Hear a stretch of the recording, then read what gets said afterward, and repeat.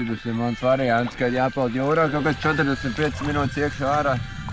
Tad vismaz var paņemt rādio, var paklausīties citādi diezgan garlaicīgi. Tā nu visbeidzot es biju nonācis līdz vietai, kur teorētiski nav tīklu un droši var doties ūdenī.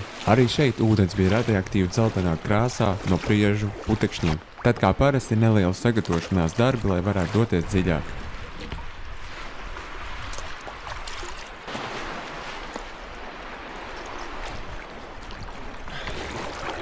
Tik ilgi nav jūrā peldēt, liekas rīdīgi forši.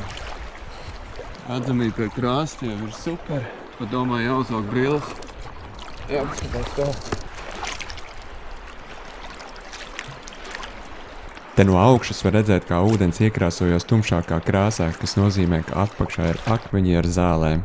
It kā tajā vietā nebija dziļš, bet gribējās pārbaudīt uzreiz, kas tur ir sastopams. Tur bija pa kādam lielākam akmenim, bet ne tādiem, lai tur kaut kas slēptos. Pirms katras ieniršanas es šādi atpūšos, un tā ir arī viena no lielākajām atslēgām, lai ilgi aizturētu elpu.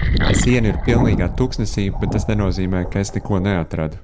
Lai pamanītu būtas smiltīs, acis ir nedaudz jāpiešauj, bet te nu bija tā pirmā. Un runājot par acīm, būtēm skatiens ir tāds, ka intelekts nav viņa tuvākais draugs. Bet vismaz tik daudz kā neliela baiļa sajūta tai būtei ieslēdzās. Tā sāku mukt, un es domāju, varbūt viņa aizvedīs vēl par kaut kādām citām būtēm. Un te arī bija tas, ko es teicu par to intelektu. Jā, viņa mierīgi aizved pie savas radinieces.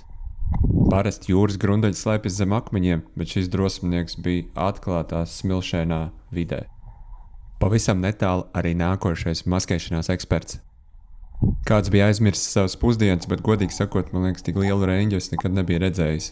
Te vēl viens piemērs, cik butei ir vienalga, ka to var noķert mierīgi ar roku. Bet butejs pateica čau un pārgāja uz gliemežu izpēti, jo šis te bija vareni kārpījies, lai uztaisītu sev pēc iespējas labāku mājvietu. Te arī piemērs, kur buta nekautrējās izrādīt savus plankumus visā krāšņumā. Starp citu peldēju ar jaunām pleznām, šīs pleznas man ir nedaudz garākas, bet gāja forši. Man it kā rāda, ka es esmu nopeldējis tur 200 km, bet netic, ka tik tālu ir aizpeldēts, neizskatās gluži 600 metru no krasta apmēram izskatās. Pa kādai butei atrast var, bet nevar atrast vispār akmeņus nekādas. Tā izsvešā vietā, bet skats nebija baigi labais.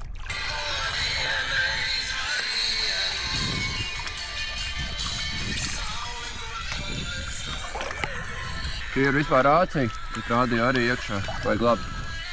Ūdens izturīgi. Tagad kur var redzēt visu tās priežu putekļus. Izskatās, ka ūdens būtu saindēs.